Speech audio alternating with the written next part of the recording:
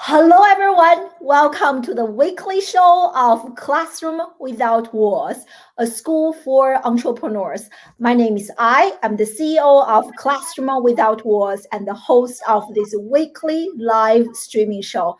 You can also listen to us on the traditional audio-only podcast. Just search Classroom Without Walls. On this show, I interview leading social media, digital marketers, entrepreneurs, business leaders to come here and share with us their best practices so that we can future-proof our business. Today, I have a celebrity, I feel like a superstar on the show to share with us how we can use our smartphone, the phones that we already have. I mean, everyone has a smartphone to actually create amazing pictures for our social media content and to even grow our business by tapping into the power of storytelling.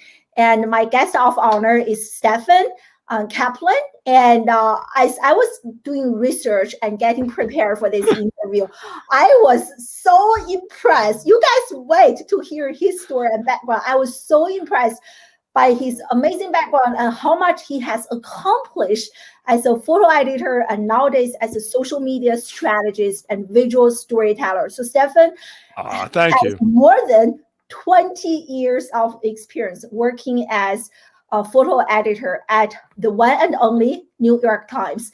And just before we went live, he was showing some of the pictures he took using his smartphone. I was like, is that why you use smartphone? No way.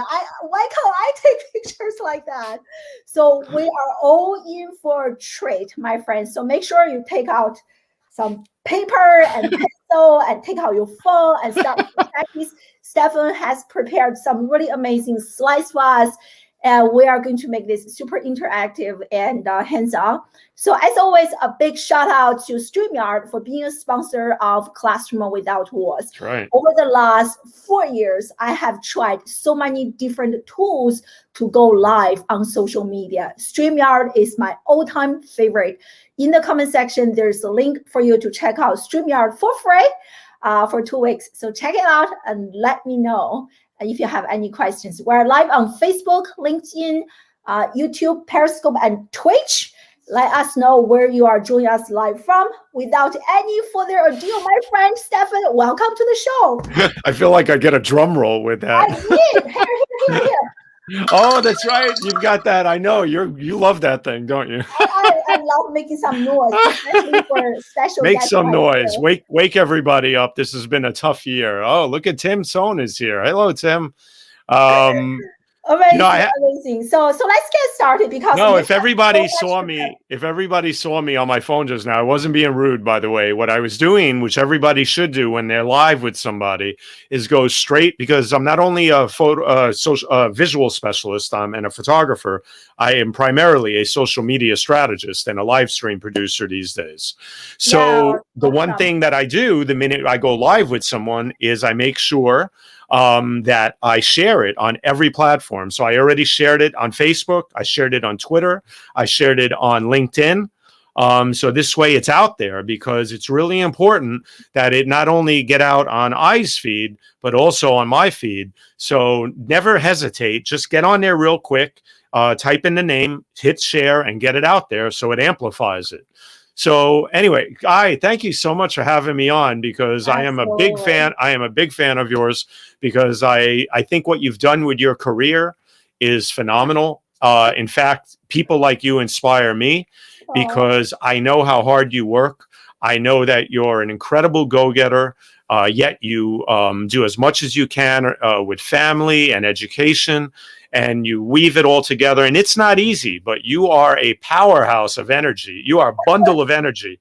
And I remember meeting you for the first time at Social Media Weekend, which is going to be this May. Srinivasan, our dear colleague and friend, is going to head up Social Media Weekend again in May. Look it up. But the thing is that I met you that day, and I remember, you had a lot of energy, but the past few years since then, you've I mean, it's like lightning hit you or something, and you are on fire. Oh my God, thank you. Wow, you just made me feel so good. No, Amazing. I Thank you mean, so much. everywhere I look, you're doing so. But the thing is that you've done something so productive and so great, and you focused all your energy and skills around making the world a better place with education. And that's really important because, we all know, this is a very difficult time. And I hope everyone's well, number one. And I really want everybody to constantly think about learning something new. I've been energized with that from my colleagues that I work with. And it's true and it's great because we all have to, there's so many new terms. There's upskill, reskill, revamp, this, that. I mean, whatever term you want to use, just learn something. So when the pandemic hit, one of the things that I did was that, when I started out years ago, as you said, I was a photo editor at the New York Times for 15 years. And for 5 of those years before that, I worked building myself to that as a graphics assistant, as a clerk. I learned the ropes. But then when I became a photo editor, I was also a photojournalist too. So I worked the streets of New York City for many years. And I started doing a lot of street work. And I ended up documenting the NYPD for about 10 years. And I started building a whole body of work around that. So I became the go-to guy for street photography, dealing with the NYPD and the fire department and other things, because my mother was a retired New York City police officer. God bless her. She was on the job for 17 full years. Ended up on leaving the job a few years early, but she's nice and retired now and healthy. But I ended up doing that, and it gave me a vision to learn how to do great storytelling. And I took a course years ago with a mentor of mine named Alan Frame at ICP, the International Center for Photography. And I took a course, oddly enough, called Developing Your Personal Vision. To me, that's what it's all about. Everything is about written and visual storytelling. And that's why I'm really happy to be here today to share a lot of things that I really enjoy doing with visuals and with social media. So should I put my start with the slides? Yeah, share your slides, and we have already more than 20 people live with us. All right, great. Exciting. So I know that when you were working for New York Times, you did quite a few really powerful projects, and also you are so good at using, today we're talking about using our smartphones to create really powerful images. After I saw the pictures you shared with me, I was like, wow, are we talking about different smartphones? I feel like yours is way better than mine. So let's share some. Okay, sure. Go right ahead. So as I said, my name's Steffen Kaplan. My brand is Spin It Social. Spin It Social everywhere you can think of. One of the things I teach my students at FIT, which I'm teaching this semester, I'm teaching a class called The Fundamentals of Social Media. It's actually called The Applications of Social Media, but I like calling it The Fundamentals of Social Media, is all about social media and visual strategy, live stream production, and I'm also a social media coach. You can find me on Twitter, Facebook, Instagram, YouTube, everywhere. Even my email is spinitsocial@gmail.com. So the only place I'm not Spin It Social is on LinkedIn, of course, because that's my name. But so I do it all today. And I work with a lot of great brands. I've had the opportunity and the luck of working with the Pulitzer Prizes. I worked with them 3 years in a row, doing social media and visual consulting. I did the live broadcast, not the live broadcast, but live Twitter and Instagram for them at the awards luncheon, the prize when they give out the Pulitzer Prizes. Last year, we did them virtually. But Dana Kennedy, who was the administrator of the Pulitzer Prizes, just became the publisher of Simon & Schuster. So congratulations, Dana. Dana's an amazing woman and has been a great friend and colleague. So anyway, getting back to what happened with me is that so I documented the NYPD, and I ended up having my photos on Law and Order, the show Law and Order. When the show starts, the SVU show, a lot of those photos are mine. And I ended up getting published in the New York Times and having a bunch of gallery shows. And my photos are in the Museum of the City of New York. But like I said, I learned how to tell great stories with photojournalism. So it was a great honor to be published and be in the Museum of the City of New York and all those things. But after that, I became a social media and visual consultant. And for the past 10 or 12 years, I've been doing that. I've worked with AARP. I've worked with charitable foundations. I've worked with many, many people. But I started when the pandemic hit. I decided to take all of that and weave it into a show called the Spin It Social Hour. And I wanted to help photographers in the photo community tell their stories and show their work. So I started this up. I've done 42 shows. My next show tomorrow is on Thursday at 6 p.m. Eastern Time, 11 p.m. in Europe, because my guest is all the way from Stockholm, Sweden. And it's going to be a great honor to have Lola Akinmare on the show tomorrow.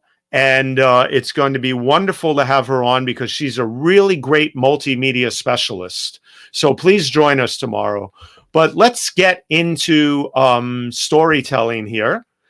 And let me give you an idea of using great visuals to even build great video to start a show like mine. Here is the opening to my show.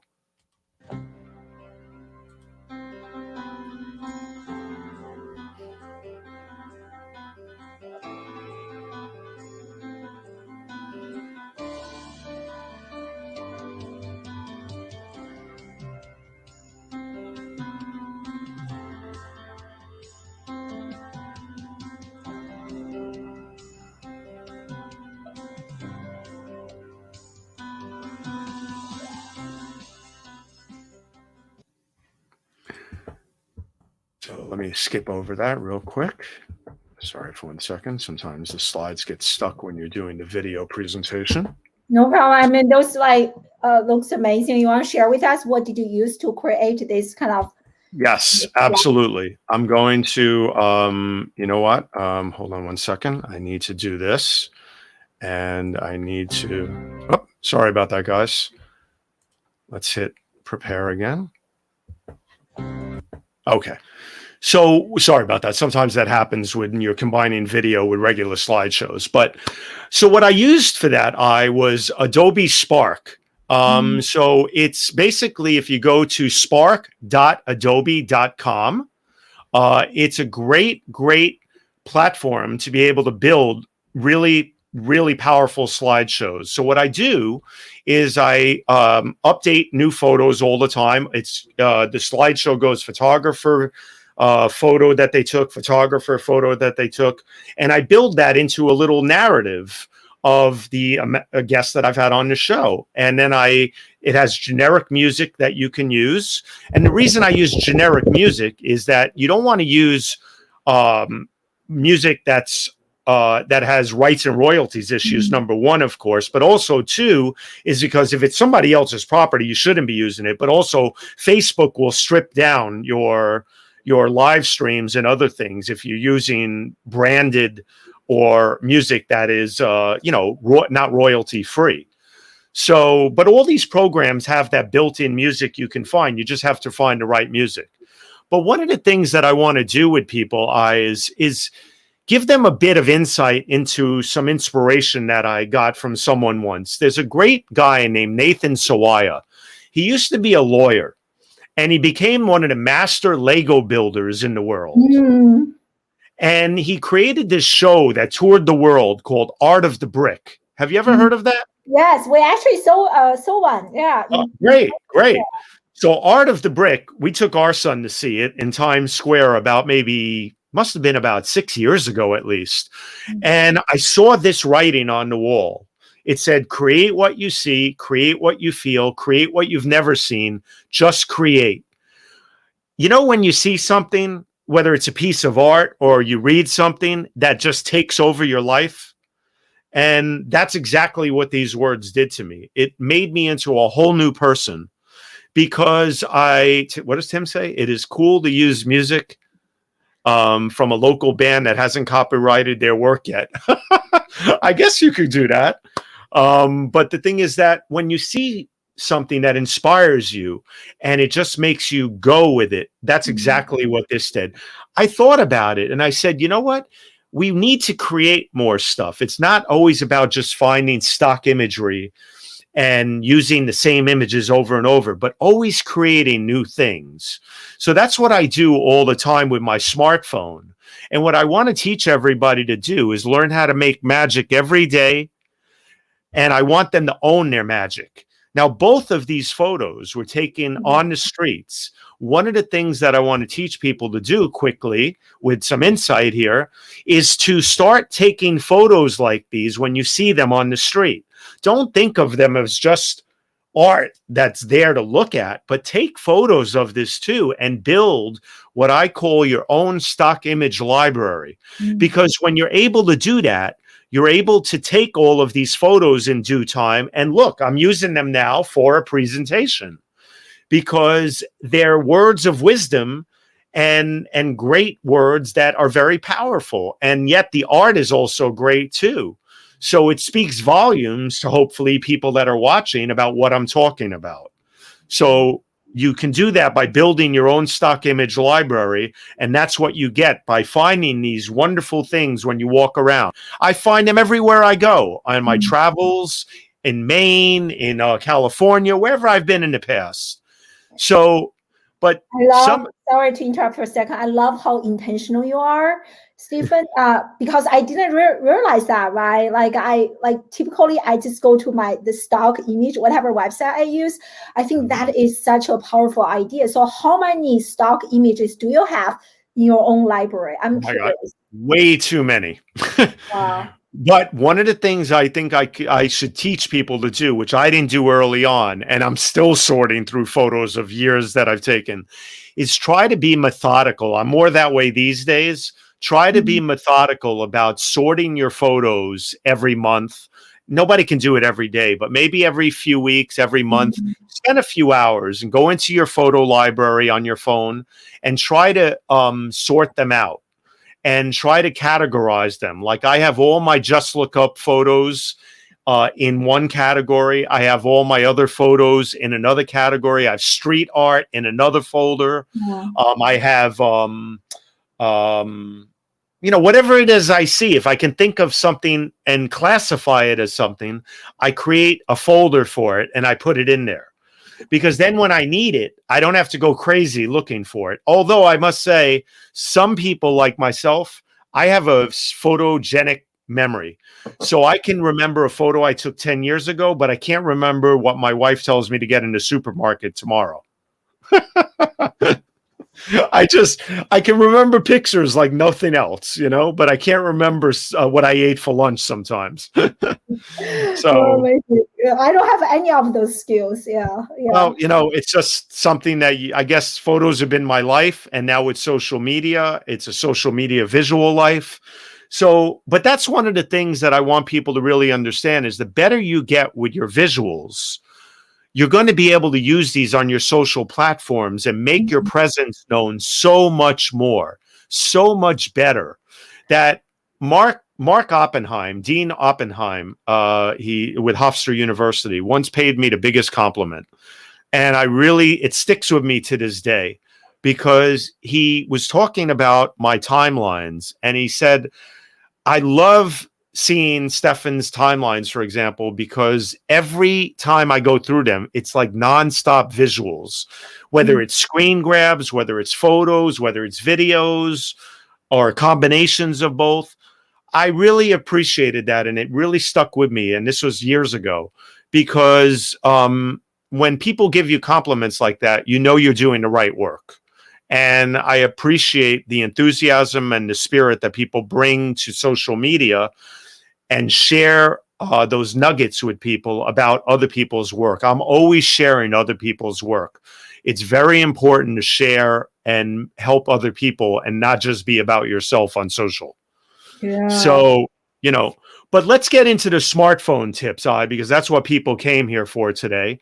Yeah, like people already like just like the few like mural art that you share with us, people already impressed, Well, Yeah. Michael, thank you so much, because cropping photos is really important, especially with social media, because, all the dimensions, as Michael just made a point about, and I think this was his underlying point, I can read into it very well, is that with LinkedIn, for example, if you want to have a great cover photo on LinkedIn, you have to think about it, because the dimensions for a great cover photo on LinkedIn are really bizarre.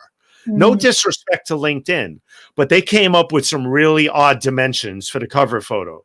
It's really long, it's really skinny, and it's a really difficult thing to master if you don't think about it.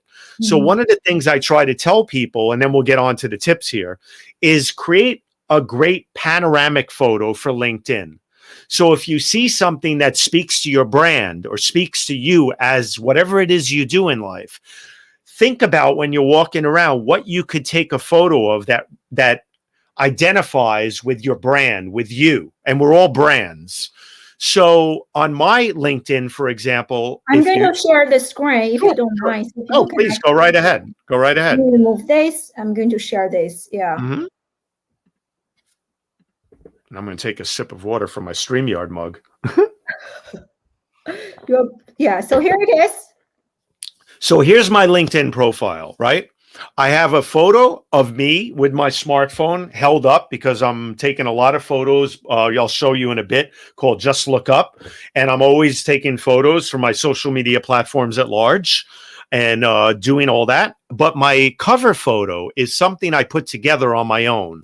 So the left little image is from FIT one day when I was there, and they had this great sign that said Unconventional Minds. And or they had, conventional minds here, and it was upside down for unconventional.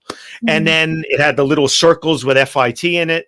And then the middle photo is 3 New York Times newspapers I took, and I put them on top of each other. And then the next one was the Pulitzer Prizes logo. When I was doing the Pulitzers one day, I took a photo of it. And then I thought about it. I want people to know that I work with FIT as a teacher, as an adjunct professor, that I've worked at the New York Times and the Pulitzers, the 3 big brands and 3 very visual images. So I took them, put them into Photoshop, comboed them together, sized it just right for LinkedIn, and see how nice it looks. It gives you an it gives me a quick identity on LinkedIn. Yeah, and also as like credibility, right? Like from your profile headshot, I know exactly kind of what you do, and the background like really adds authority. And you don't have to say that. When most people see New York Times, that is definitely an authority builder. So I love it. Right. And, my bio is just right. It says what I do and everything. So anyway, so that's that. And also, sorry to interrupt you, Steffen, because since I'm doing the screen share right now, and earlier, I think I saw a question coming up regarding Adobe Spark, because earlier you shared with us that very nice clip. So is this what you used to create that, Adobe Spark? Yeah, this is it right there. And what I do is I go into it and I go into the slideshow option and then I build a slideshow. There's many different options, and that's a whole lesson in and of itself. But one thing I tell people with all these platforms, with your phone, as we'll get into the tips now about the phone, is that you have to take time and experiment with things. Don't just think about it. Get online, start using these platforms, experiment. The only way we learn is by doing. So try everything out. And that's what I want to teach everybody about their smartphones today. So let's get into that section now. And so one of the things I want you to think about are these. These are my tips. Always do things your way. Develop a personal vision of how you create things. Always look at things again and again, because you never know when you're going to see something a little different than when the way you saw it last time. And things may change if you're outdoors, what the setting, other things. Always experiment, try new things. You have nothing to lose by trying new things. And always, always seize the moment. You can, with digital devices, you can delete things later. Get the photo. Don't worry about wasting a few frames. Get the photo, try different angles, and delete the files that you don't need later. But seize the moment. So that's the first thing that I wanted to say to everybody. Now, the other thing is you want to learn your camera settings, which we'll get into. You want to turn off your flash. I don't use flash on barely any of my photos. Wow. You want to make sure you always learn to tap focus on your screen to focus the camera, because although smartphones are very good at the sensors picking up the main area to focus on, if you move around and you're trying to get different things, or you want to focus on one thing specifically, you've got to tap the center or the area that you want to lock on. So therefore, you're telling the camera, this is what I want to focus on. Don't leave it up to the sensors all the time. Sometimes it's good that way, but other times you want to make sure you do that. And then you want to learn the different modes, like portrait mode is a great mode to learn about. Live focus mode is another one on the Android.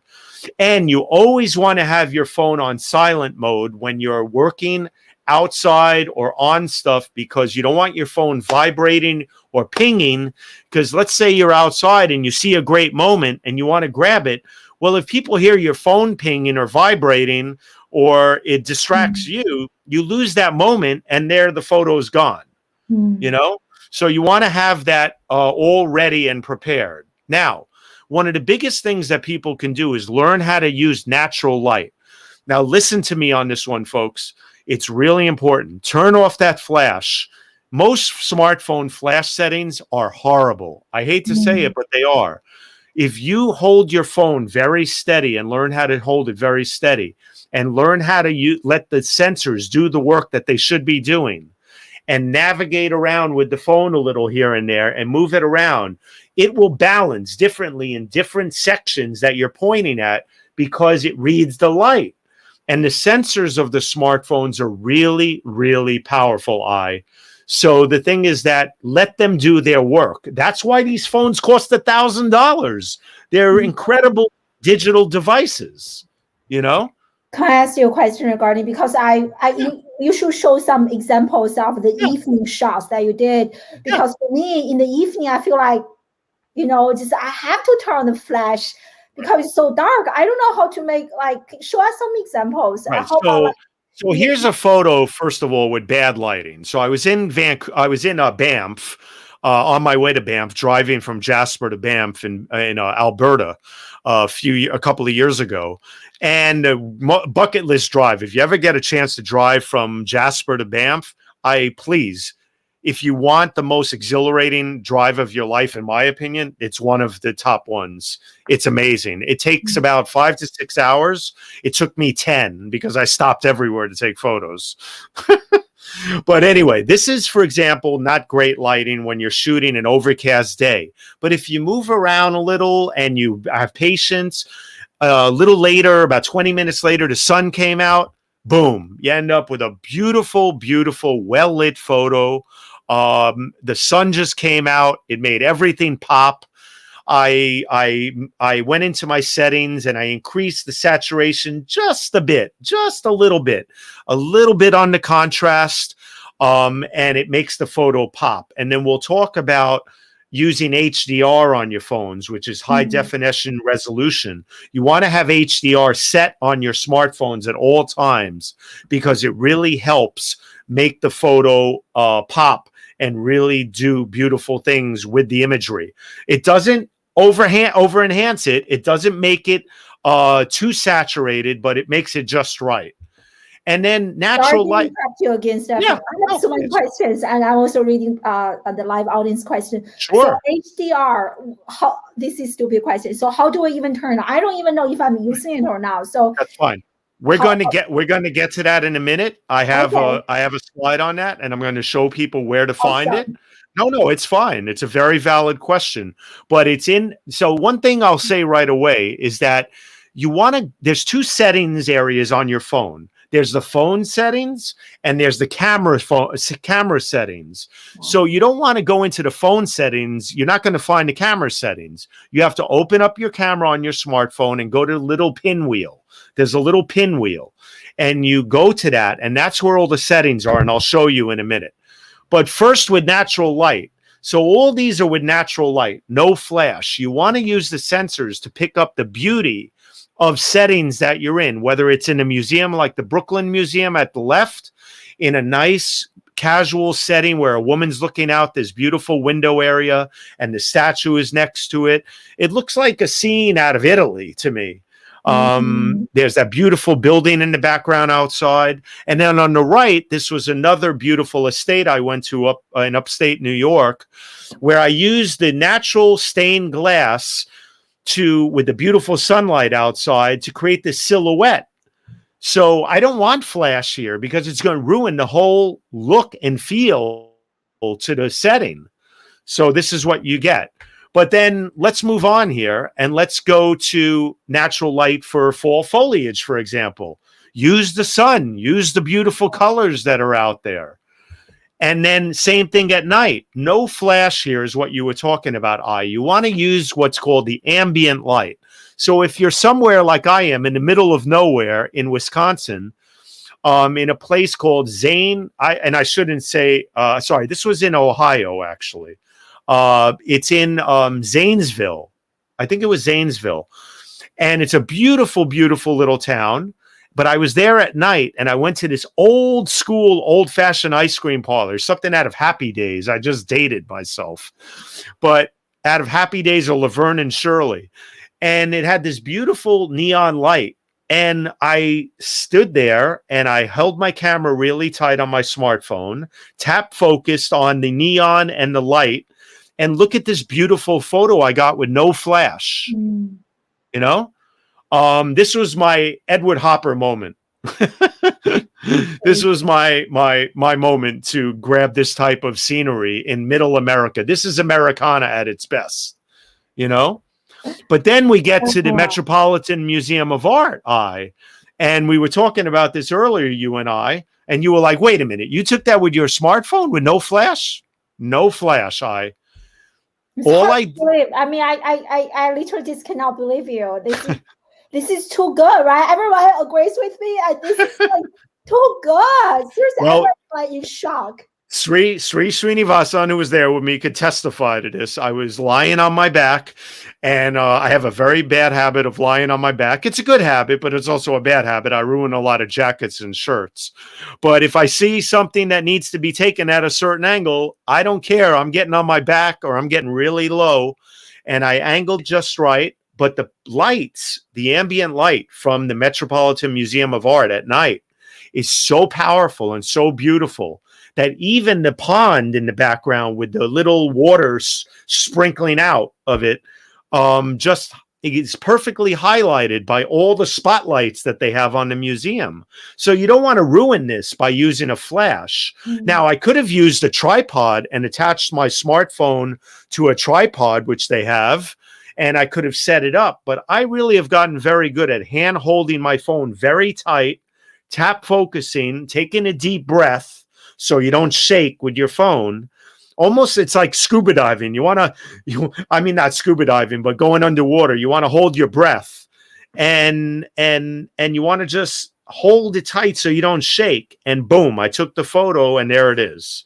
So it really is a great thing to learn these little tricks and not flash out, as I call it. Here's another scene from a hike I took at dusk, where if flash would have ruined this moment. But the sunlight, the sun as it was going down, created this beautiful purple in the background and hit the moss when the moss was on the pond there. And the trees were very dark, but it really created this perfect moment.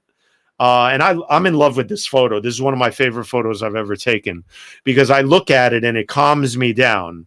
Even though I have a lot of energy like you do, it calms me down. I absolutely love it. And here's a great comment from, we have so many great comments from the live audience. Thank you so much. Let's take some questions or some comments. Oh yeah, this one is from Tim, and he said that, you know, I think everyone wishes that, right? Like our hands can be very.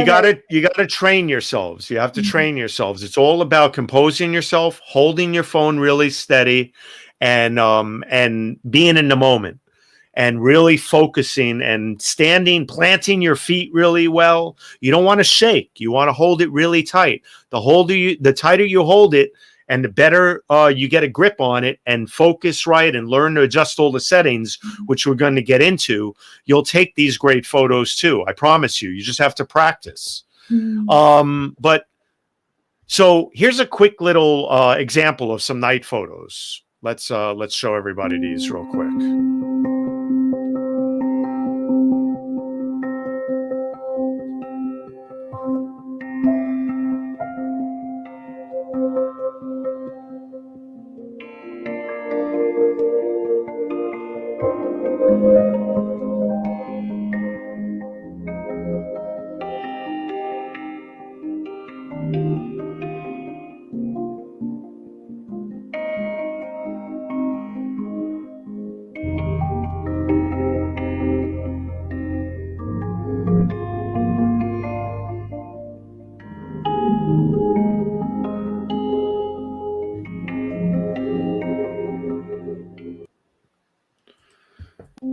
Oops, sorry, let me get past that. So all of those, that using Adobe Spark, right? The slides.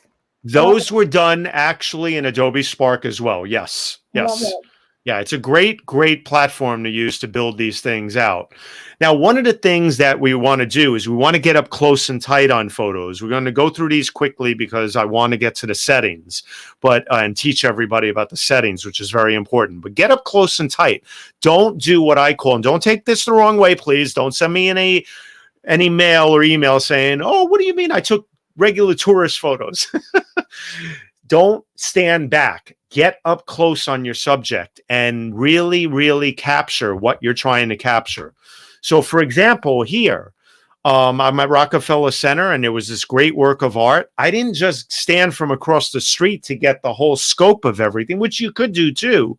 But this art was so powerful. I wanted to get a really great angle by getting down low and looking up a little and getting this tight photo of this. And this is another photo you can use for stock imagery. Like when you want to say something like, "Oh, maybe I had a bad day," or "I can't believe they said that," or whatever. This is another stock photo that you can use for branding purposes or messages you want to convey. Get up tight, get up close, get that great imagery. Let it speak for itself. Or nature, get up close on things that are beautiful and out there in nature, whether there's an ice storm or there's something beautiful out there. Get up close, nice and tight, folks. And let's get to the camera settings now about format and resolution, which is really, really important. On an iPhone, one of the things you want to look at when you go into the camera settings is you want to look for what's called high efficiency. You don't want to select most compatible. The reason you want to select high efficiency is that I used to think that most compatible was the better setting on the iPhone. I have a Droid, but I experimented with my wife's phone, and it's not. It's high efficiency because what most compatible does is it crunches the data and it lowers the resolution that way. But if you select high efficiency, you get the highest resolution you can that way. Now, people will worry, "Oh my God, I'm going to take up all the storage on my phone." Don't worry about that, because one of the things they should be doing, is they should be using Google Photos, or they should be getting rid of a lot of the photos every month or so and putting them on a separate, like a 4 terabyte or 2 terabyte external drive, and put them all on there. So therefore you clear your phone. You've got ones that you may need in your gallery. Get rid of the rest, put it on Google Photos or on a separate hard drive. So therefore, external drive. So therefore you can clear your phone and you don't have to worry about using up all the memory.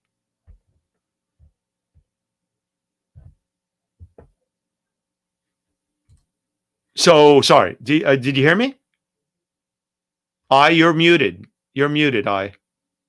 Sorry, I'm just like listening and trying to make changes on my phone. Yeah. Oh, no problem. So you want to make sure that that you have that setting set to that setting. The next thing you want to do on Android is the same thing. You want to look at the camera settings in Android, and you want to find the area in the camera settings that allows you to put it at full resolution. So you always, and if you can't find some of these settings, because listen, every phone is different. So you can't hold everybody to everything that they're talking about, because 1 month later or 2 months later, the phone settings change because there are updates and there are many things. But you can always Google it. Google Android and best high resolution setting. Where can I find it? Find it and make sure it's on full resolution. So high efficiency on the iPhone, full resolution on the Android. And that's how you'll get very, very good photos that way with those settings. Now, HDR we talked about earlier. Yeah. You want to, on the iPhone, there's a thing called high dynamic range in the settings. In the older iPhone, you want to go to the settings and use auto HDR. Don't worry about all the rest of the settings here. Look down where the arrow is here and go to auto HDR. And then on the iPhones with XS and newer, you can go to the top there now, and it literally says HDR next to the flash. And if you click on it and have it, the bar is running through it, then it's not on. But if it's on and you turn on Smart HDR on some other phones, then the high resolution will be on, the HDR setting. Always have it on either phone. Any phone you have, HDR should be on. Okay, Yeah, yes, this is great. And quick question, I just saw this is actually the first time I look at the settings on my camera. Yeah. There's this also mirror front camera. What is that? Do I need Okay, to so turn that on or off? no. So the rear camera is the one that you take all the photos with mainly. The front camera is the one you do selfies with and other things. So the rear camera is the most powerful camera. So you want to be able to have that rear camera, which is your main camera, at the highest settings. Yeah. So everybody should be doing all these things that I say, because it really will improve your photography on your phones. Now, here is another example on Android where it said HDR rich tone, apply when needed, or always apply. You always want to find the thing that says always apply and leave it on. Okay? Always. So the next thing I want to talk about is tap screen to focus.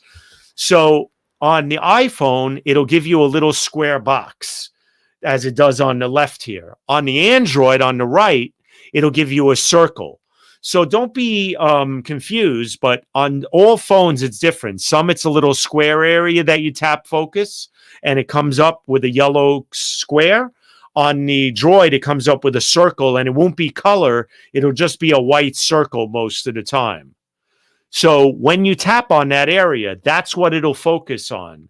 Then if you move the phone around a little, it'll lose that focus and focus on something else.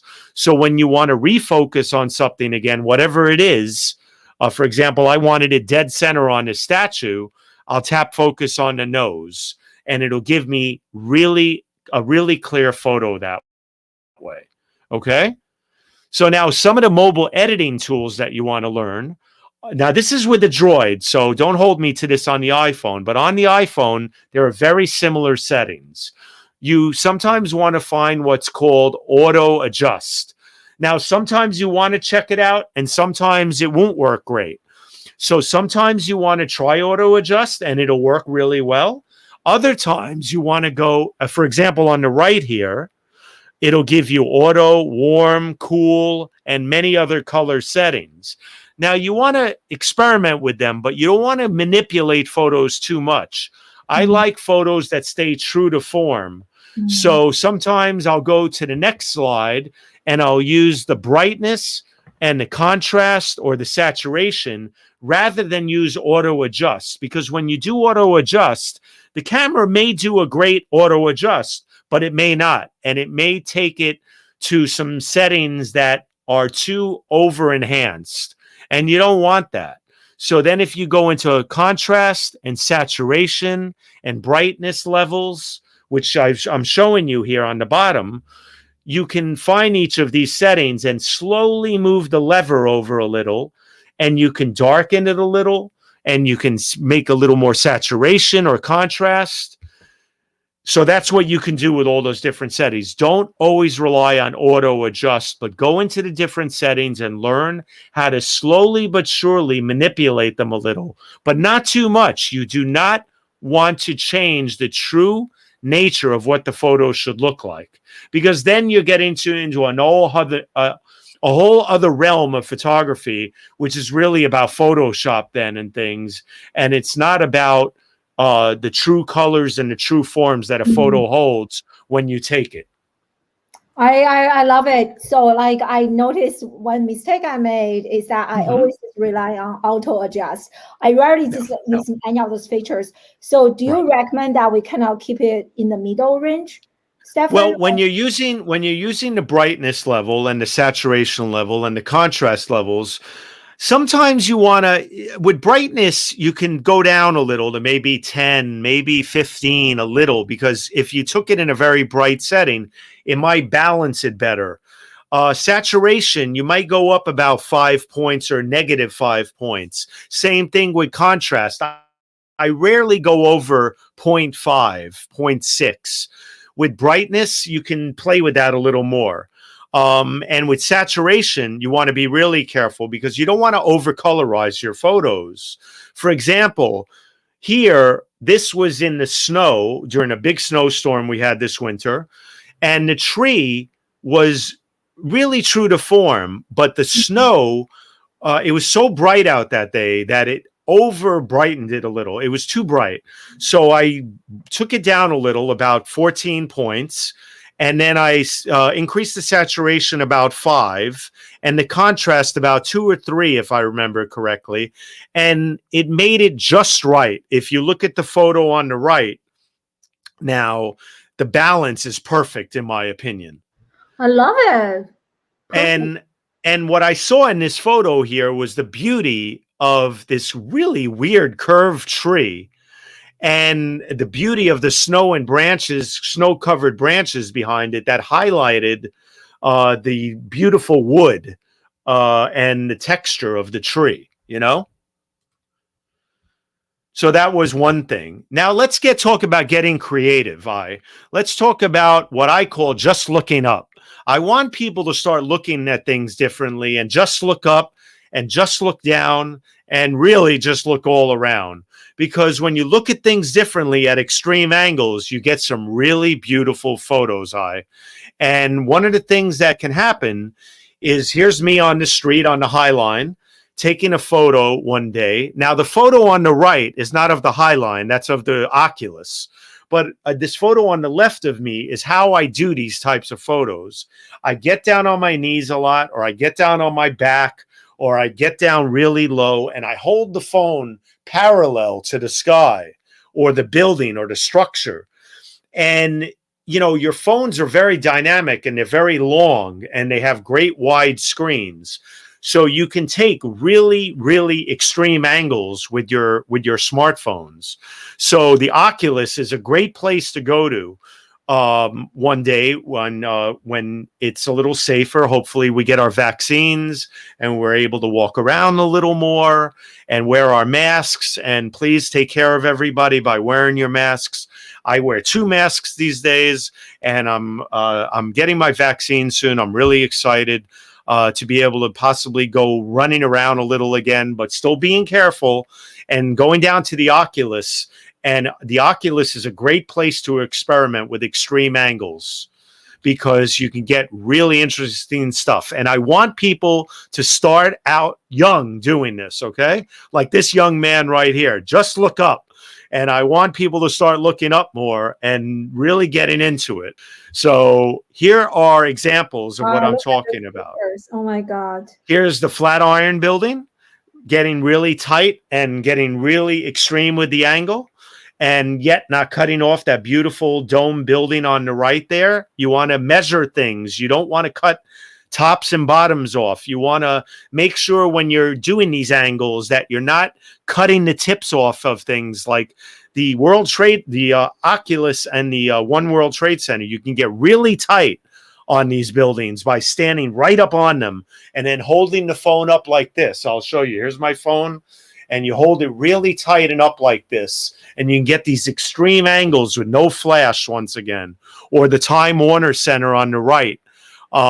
If you pan the photo a bit, you'll get that wonderful pan circular type of motion. If you're doing a little vertical pano, and then you can crop it a bit, you might get a really beautiful angle like this.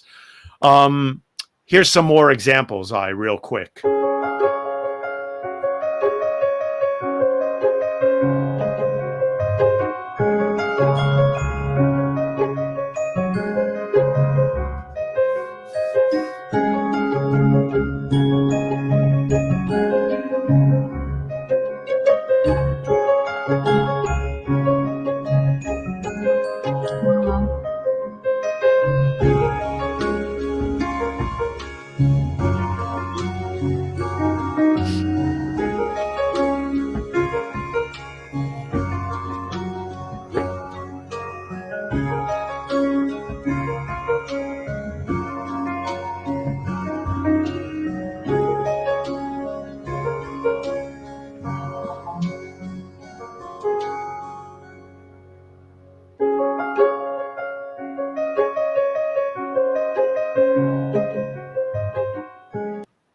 So that's just another example. Oops, sorry, let me get out of that. That's just one example. This is amazing. I never tried holding my phone parallel to the sky. Mm-hmm. I was like, wow, that is, you talked so much about angles. So I'm definitely I'm so excited to actually go out and try this, like different angles and, like parallel and looking up, looking down, like really great examples. Yeah. Well, that's one of the things that I want to do most is really inspire people to experiment with things and get creative. We can't keep doing things the same way. We have to get our creative juices flowing and do it when you have time. Don't wait till when you have to do it because, or you need that moment. Learn the inside and outs of your phone. Because the more you get into it, go into the different settings, try.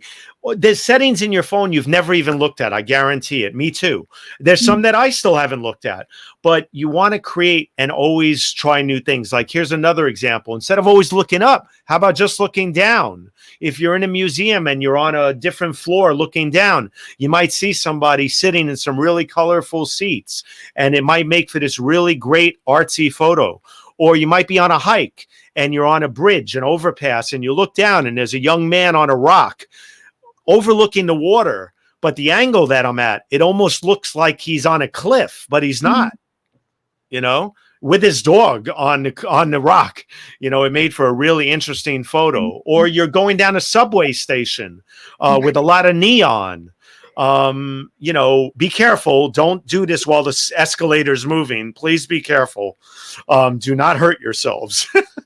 I've gotten very good at doing this stuff. So if you're not used to doing these things doing down an escalator or something, please hold on and don't get hurt. Okay. Yeah. Those are really great. Just a quick question. Oh, wow. Look at that. Oh, my God. Or reflections, reflections too are great to get. It's almost like a painting sometimes. It's really beautiful to capture these things. So let me stop and see if, there's any questions or anybody wants to. We have quite a few questions, but, So here, a quick question from Alice. Yes, I will send you, no worries, such a great interview. I can send you the link and you can watch the replay on Facebook or LinkedIn. And because we only have a few minutes left. Yes. So do you want to get into some social media stuff real quick? So I hate to not answer some of those amazing questions, but you know what? Steffen has prepared so much for all of us. And a big part of many of you watching this live are so active on social media, and we can definitely, tap into his genius to learn something about. Now we have those amazing pictures.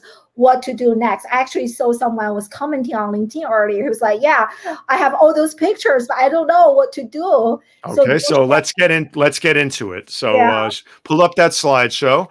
So one of the things quickly in the 5 minutes that we have left, I'm going to roll through this, is give you guys examples of Twitter and LinkedIn and stuff of how to use photos better. On Twitter, I'm a Twitterholic. I love Twitter. I love building mini photo essays. You can load 4 photos into Twitter and create these great little photo stories. Create stories. It's all about storytelling, everybody. You want to learn how to tell a story when you go somewhere, whether it's an art gallery, whether it's walking down the street and there's something going on. You want to build stories. So here I was at a gallery and I created a little collage of photos in Twitter. I loaded 4 photos. I want to make sure that I load them in different ways to try them before I tweet them out. Sometimes I'll even put them in Twitter, tweet it out with no caption and no information, see how it looks, and then I'll delete it real quick to see how it looks. You know, no harm in that. Who's gonna know? So I like to do that. But anyway, so here's one example. And then here's another when I'm doing something with some verticals. I want to make sure that they're lined up just right. So 2 verticals work really well together. 4 horizontals like this work really well together. Or 1 solo photo that's really colorful looks really great. Or even on your bio on Twitter, same thing. I want to make sure that it's really colorful. So I use one photo that speaks a lot about who I am and what I do. And my profile photo is a really, really good profile photo too. I took that. That's just a selfie, but it works well. Or on Twitter as well. You sometimes if you use 1 vertical on the left and 2 horizontal photos on the right, you end up getting a really nice combination of photos on Twitter. So remember that good vertical on the left of you maybe sitting down like I am at FIT, and then 2 horizontals on the right load really well on Twitter to create a nice little photo essay there. Same thing when I'm advertising my show.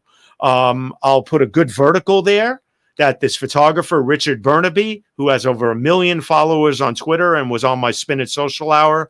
You can find it on YouTube at Spin It Social Hour. You can learn a lot from Richard Burnaby on how to use photos on Twitter. He's got over 1 million followers, folks. A great nature and wildlife photographer. Find him, Richard Burnaby, Bernabe. Or here's a great selection of 4 color photos, including a promo for my show. You want to brand yourself well. So I use that at the top for my show. And then Rick Friedman's photos, another great photographer, on the right. And then 2 great color photos below. And Keiko Hiromi on the bottom there, another great female photographer I had on. Unbelievable photographer. I'm getting a lot more women photographers on my show. We have to have balance in our world, and I am making a statement right now that many female women photographers on my show this year, as many as men. We have to make sure that we don't only have men on our shows, right? I love it. And here, can you go back to that slide? And I think you really give me some inspiration, because typically you see when I promote my show, I only have my standard, like kind of branded image. It really inspired me to create a story. But how about for those of us who are selling a product, who are selling a service, we're not really into photography, for the sake of it. So how can we leverage this, this great feature to actually, besides the promotional image we have created, but what are some ideas that we can use to tell a story? Right. Well, here's an idea. Then that's why I showed this, because so let's say you have your product promo card. Well, you put it at the top or on the right, wherever you feel it's better placed, but then you build some imagery around it. So therefore you're telling something about the store or the product or the brand, but you're not just advertising, you're actually creating a little visual narrative, a little story. Same thing goes if you're online. Do a screen grab real quick of somebody you're online with. Like when you and I are done, we're going to do a quick little screen grab, and then you're able to use it to put it out there with the information about what show you were on. So here's me, my co-producer, and Richard Burnaby. Or let's say you have all your shows on YouTube. Go onto YouTube, shrink down the screen a little on your Mac or your laptop or your PC. Do a screen grab of all the little thumbnails, and they stand out really nice. And then you have something different to show everybody. Or you go to an exhibit, same thing here. Or, you can create these great little GIFs. This was one of a Christmas tree. This guy was running down the street. You can find it on my Twitter handle and on Instagram, and take a look at it. It's really fun.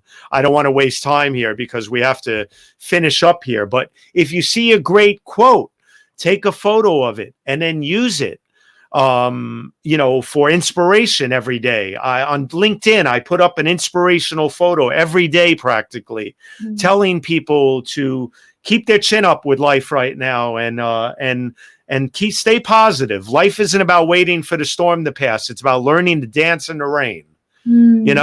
I saw this on the street one day. I took a photo of it. I cropped it. I used it. Same thing with any of this on Instagram. Create little photo essays. I did a little photo essay here around the snow this winter. And when you go to my Instagram feed in the section, it's all about snow and beautiful art that I created throughout the 2 months that it snowed so much.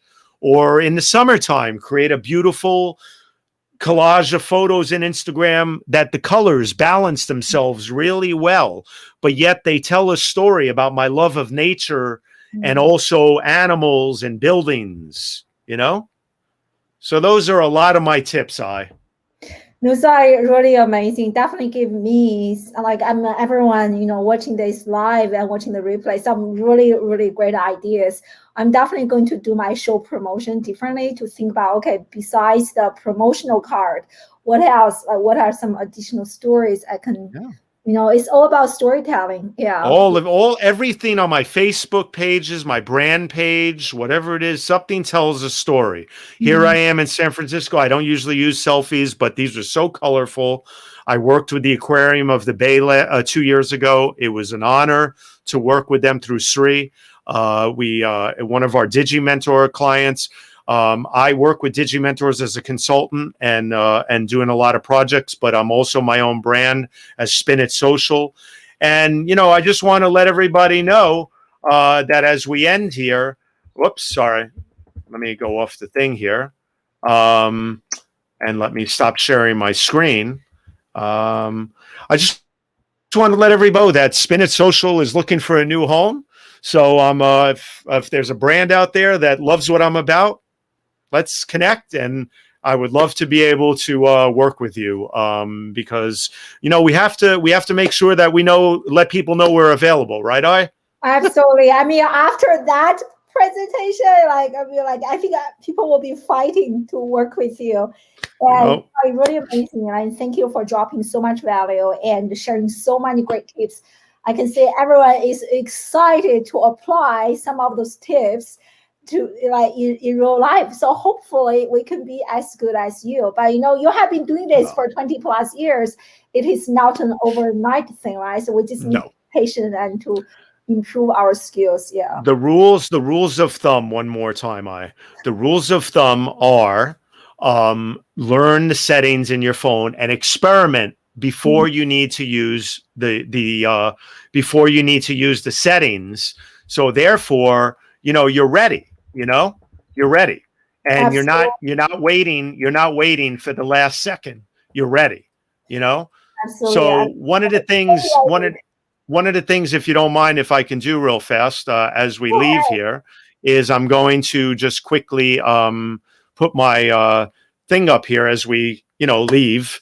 So this way people remember how to contact me. But I want to say something, like I said at the beginning of the show, and I want to end it about you. You are somebody that everybody should watch and learn from, because what you've done with your career and what you've done now in the live streaming world and education. It is an honor to be here with you, and I really thank you for letting me share my insight and knowledge with the crowd. Oh, you're too sweet. Thank you so much, Stefan. I really, really, really, really appreciate you. And like, this is such a great interview. Everyone learned so much, and you have so many fans. And so thank you. Thank you so much. I just want to say one final thing. Please, if you have the power of social media, do one thing with it, everybody. Use it for social good. And I'm going to end this with a statement for our good colleague. I think Tim McDonald, right? Yeah. Well, Tim McDonald is battling cancer. It's well known. He's battling stage 4 colon cancer, and he also has liver cancer. He's written about this on his blog. It's common knowledge. I'm not trying to end this show on a depressing note. What I'm trying to do is show you how strong he's been. But what I've done is I've raised a bunch of money for him, and other people have too. But my point is that if you have the power of social media and visuals, please use it for social good. I sold a lot of my photos and raised money for him and gave every penny to him for his expenses, because we have to learn to use social media for social good. We can't just be about promoting ourselves. We have to help the world at large. Wow, that is so powerful. I have nothing else to add. Use social media for social good. What a great way to go. Especially, after we learned so many great tips to do visual storytelling to make a positive change in our environment and to, change other people's lives. So incredible. Right. Thank you so much, my friend, for staying up. Staying late. And thank you so much, everyone, for joining us live. We have so many great people, like lots of really incredible comments. So thank you so much for being here, everyone. And I hope to see you again. And make sure you guys follow Stefan. And thank you. Amazing. Yeah. So I will make sure to go to the comments, and I can't promise everybody I'll get to every single one today, but over time, if I see any comments that really need certain answers, I will make sure that I respond. And engagement is key. And I thank everybody for their time, and I wish everybody well. Please be safe. You're amazing. So everyone, see you next Wednesday or Thursday, same time, same location. Stay well, and thank you so much. Bye. Bye, everybody.